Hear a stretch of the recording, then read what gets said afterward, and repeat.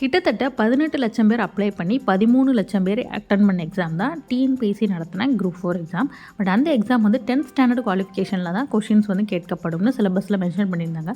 Syllabus ரொம்ப டஃப்பாக இருந்ததாகவும் டிகிரி லெவலுக்கு வந்து சில கொஷின்ஸ்லாம் கேட்கப்பட்டதாகவும் அதனை எதிர்த்து வந்து ஒரு கவன ஈர்ப்பு போராட்டம் மாதிரி பண்ணணும் அப்படிங்கிறத கண்டக்ட் பண்ணியிருந்தாங்க. ஸோ வர ஞாயிற்றுக்கிழமை வந்து அது மதுரையில் நடக்கிறதா இருந்தது. ஆனால் இப்போ வந்து அதுக்கான அனுமதி பார்த்திங்கன்னா காவல்துறையை மறுத்துருக்காங்க.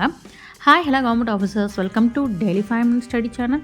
இது போன்ற குரூப் 4 குரூப் 2 அப்டேட்ஸ்க்கு நம்மளோட சேனலை சப்ஸ்கிரைப் பண்ணிடுங்க. அதுக்கு என்ன ரீசன் சொல்லியிருக்காங்கன்னு பார்த்தீங்கன்னா, போராட்டம் நடத்தினா கடும் நடவடிக்கை எடுக்கப்படும். டிஎன்பிஎஸ்சி குரூப் 4 தேர்வு தமிழ் மொழி வினாத்தாள் சர்ச்சை தொடர்பாக போராட்டம் நடத்தினால் கடும் நடவடிக்கை. ஞாயிற்றுக்கிழமை நடக்க இருந்த போராட்டத்தை நடத்தக்கூடாது அப்படின்னு மதுரை மாநகர காவல் ஆணையர் தெரிவிச்சிருக்காங்க. அதுக்கு அவங்க கொடுத்துருக்க ரீசன் என்னன்னு பார்த்தீங்கன்னா, தங்களது மனு என்னால் கவனமுடன் பரிசீலனை செய்யப்பட்டது. தாங்கள் ஆர்ப்பாட்டம் நடத்த கோரியுள்ள பழங்காநத்தம் ரவுண்டானா அருகில் உள்ள இடம் வர்த்தகம் நடைபெறும் பகுதியாகவும் மற்றும் தென் மாவட்டங்களுக்கு அதிக அளவில் வாகன போக்குவரத்து நிலவும் பகுதியாகவும் உள்ளது. மேற்படி ஆர்ப்பாட்டத்தில் அதிக அளவில் ஆண் மற்றும் பெண் தேர்வர்கள் கலந்து கொள்ள வாய்ப்புள்ளதாக தெரிய வருகிறது. இதனால் இந்த சந்திப்பில் வந்து சீரான போக்குவரத்து வந்து இருக்காது. அவசர கால ஏதாவது ஆம்புலன்ஸ் அந்த மாதிரி வெஹிக்கிள்ஸுமே போக முடியாது. அதனால் எங்களுக்கு வந்து பர்மிஷன் தர முடியாது அப்படிங்கிறத வந்து சொல்லியிருக்காங்க.